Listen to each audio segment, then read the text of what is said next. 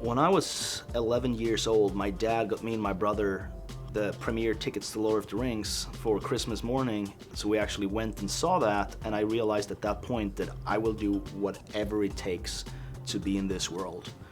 I don't care if I'm the caterer, I don't care if I'm the cleaning crew, I want to be part of this.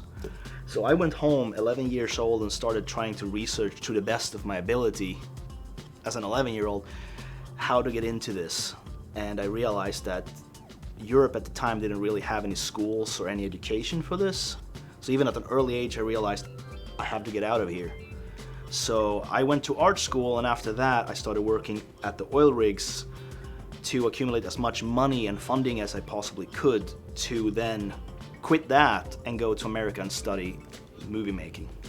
I started at cinema makeup school the winter or autumn of 2013, and I graduated the summer of 2014.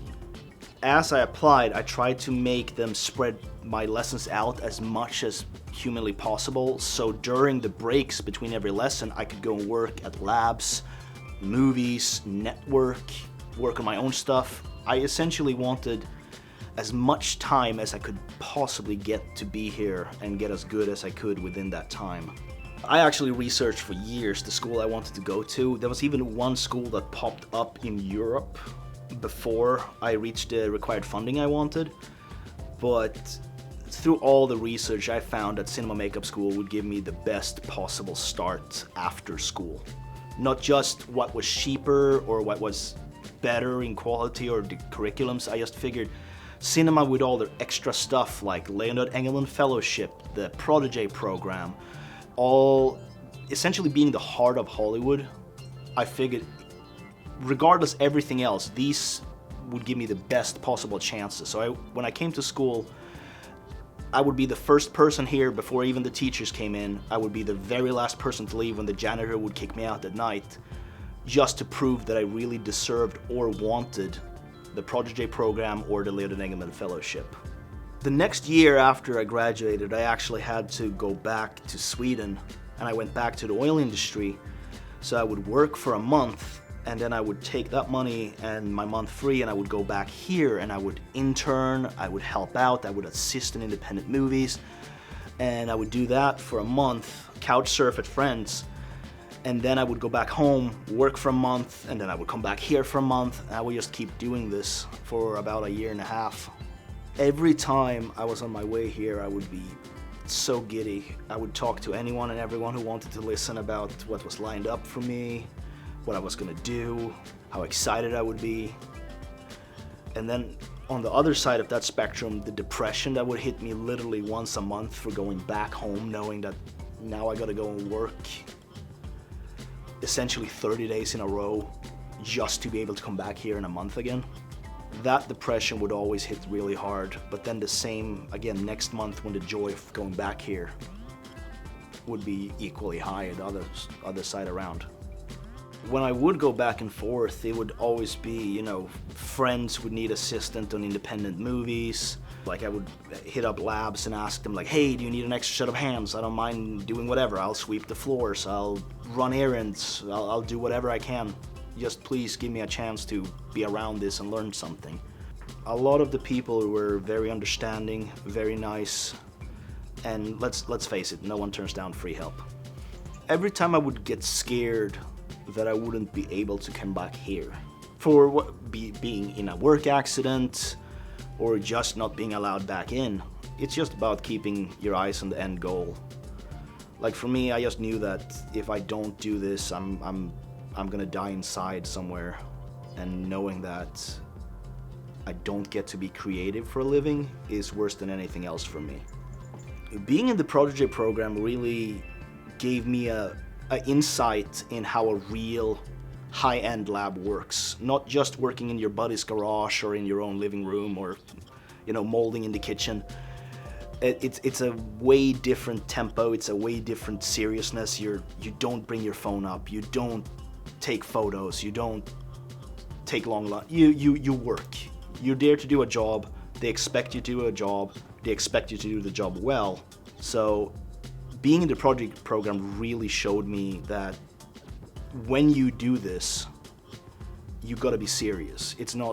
it's a job. That's what it is. It's not playtime. I think if you're too full of yourself, you're doing something wrong, because no one will ever know everything. So doubting yourself, I think that's good for you. And there's many times that I felt fairly hopeless, but that's what I would work on that night when everyone else went home or went to the bar or went to hang out with their partners or girlfriends or guys or whatever. I would sit here at 10 at night just practicing and practicing for next day's lesson. I do believe that talent can be taught and learned. I think everyone can get good at what they want to get good at. It's more a matter of showing that you want to do it, not just telling people. I can tell everyone that I want to be a race driver, but if I'm never driving in a car, that's not going to happen. In that sense, I can tell everyone I want to be a good sculptor, but if I don't sculpt every day, that doesn't mean anything. End goals for me, I guess I don't really have one more than I just want to be creative for a living. I love what I do. I love being part of something bigger where I'm just a small cog in a big wheel, because everything in the movie industry is a big, well-oiled machine. No one does everything. But it's such a powerful feeling knowing that I did that. That thing you see right there, I did that. Doesn't matter if anyone believes me, doesn't matter if anyone knows, but me myself know that I was part of it, and it's really, really cool for me to see stuff in the movies or cinemas or at TV and knowing that that's me. The first thing I actually got to see afterwards was a scene from Walking Dead that I actually got to work on. As I was still at school here, I was sent by the Prodigy program to KMB, and I actually got to work on a really small part, but it was like burned bodies that got exploded in a scene, and they just flew really high up in the air. And I remember seeing that scene, and I felt this really great sense of fulfillment. It's literally a second, but for me that was a big moment. Some of the works I've been working on since then would be Walking Dead, Fear the Walking Dead, Orville, Legion, Castle Rock, bunch of movies. Sadly, I cannot talk about a lot of them. A bunch of movies, TV shows coming up that's gonna be really fun. One of my favorite ones is actually one from my friend, Ben Plowman. We did this weird Korean phone game that actually had Orlando Bloom in it. And we had to, in a very short time, bust out multiple big orc characters, like full body situation, like paint, heads, everything. That was just a very fun. We were in a tight little garage. There was a lot of pizza, a lot of Red Bull, and just crammed full with people working around the clock to make this pull through, and it was really fun. The thing I actually really want to do for a living is sculpting, but I'm running a lot of the silicone pieces for KMB, the prosthetic silicone, and I'm really happy doing that because I get to touch so much different cool stuff. The end game would be to sculpt more. I personally, I don't mind being on set, but I do love working in a lab. It's essentially for me being there from the start and creating something from nothing. Like I'm literally there before the actor is even live casted. So personally, I enjoy being in labs because I get to be a bigger part of the process. I believe networking is insanely important because a lot of times networking is what gets you a heads up about work. Like you'll talk with someone and be like, hey, if you ever need an extra set of hands, and then they remember you and they call you, and that's how I got most of my gigs. It's that I met someone at a industry party or during another film, and you would talk to them, you would be polite, you would essentially make them like you, and then you never know. They might call you a month later or a year later, but then that leads to one job that then leads to another, and that's it. My biggest advice with networking is be honest. Don't be a dick. The thing to remember when you get your first job is that you're hired. You're not the boss. You might think you know more than the producer. The thing is, if the producer asks for a specific thing, you either try to convince them to your way or you give him what he's asking for. Same thing with a lab. You're hired. You don't know the best. The boss knows the best, even if the boss might be wrong. You do what you're told, and you do it to the best of your ability. I think dealing with the stress of a situation, like being asked for way more than you can either handle or what you've been asked to do to start, that will always come down to experience. I have had moments where I have acted or done things that I regret afterwards, but you learn how to deal with it. You gotta know, if you make a mistake, you gotta step up and take responsibility for it. If you know you did your best and you did exactly what was asked of you, I feel that you shouldn't be down for it. I feel that you should know that this person is unreasonable. That's not on me, that's on them. For me, the most important thing is when you make a mistake, you gotta own up to it. You can't blame someone else, you can't point fingers. It's like, no, you screwed it, you better fix it. I still don't tell producers when they're wrong if I ever work on a movie. I essentially try to make them think that my idea is their idea and how good it is.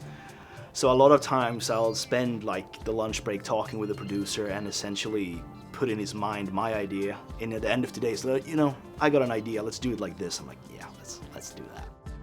The worst thing you can do, in my humble opinion, is telling a producer that they're wrong or they're stupid, or no, you just gotta try reasonably and very carefully change their opinion or mind to something that either suits you better or something that you think will be easier or work better.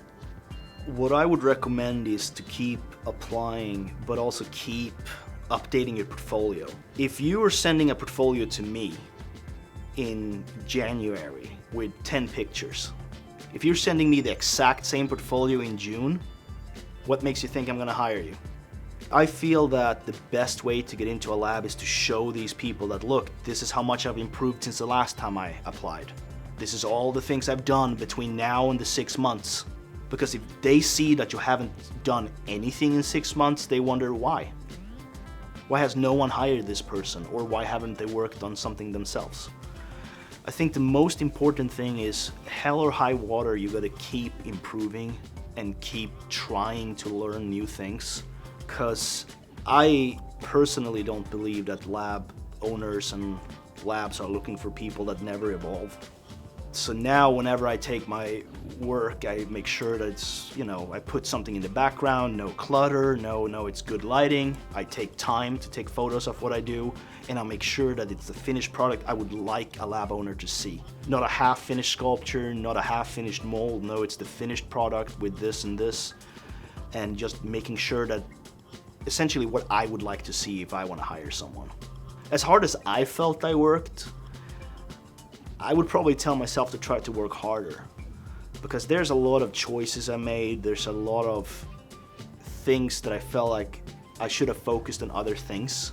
In the end, it's also those mistakes that makes you the artist you become, and you kind of figure out what you get better at and what you're worse at. I would have told myself to work harder on the things that I felt I wasn't too good at. The only advice I feel I have the right to give people is that let no one else take your dream away from you. If you want to do something, screw everyone else.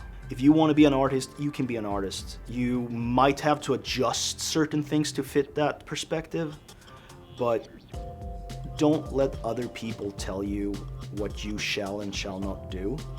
You might have to change the absolute structure of your dream, but you can still live your dream. I just think that you'll have parents, you'll have friends, you'll have partners that's gonna tell you that you cannot do this for whatever selfish reasons they have. But if it's your dream and it's what you want to do, you find a way to do it. You might have to work 3 or 4 jobs to reach that. For me, the joy I felt after the years of hard work just to save enough money to do this, it was worth every single injury, every single sleepless night, every single low point.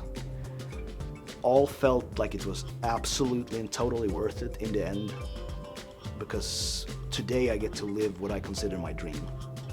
You can always contact me or find me through Facebook or Instagram at Robert Vinter on Facebook, at Robert Vinter FX on Instagram.